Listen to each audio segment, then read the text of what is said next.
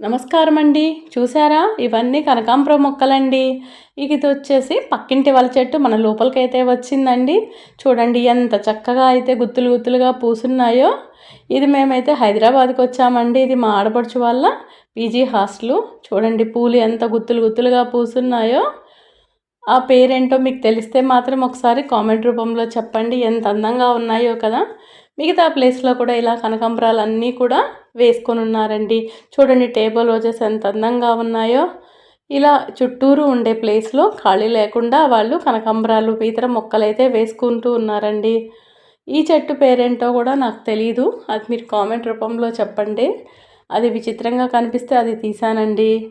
ఇట్లాగా మిగతా పూలన్నీ కూడా పూసున్నాయి.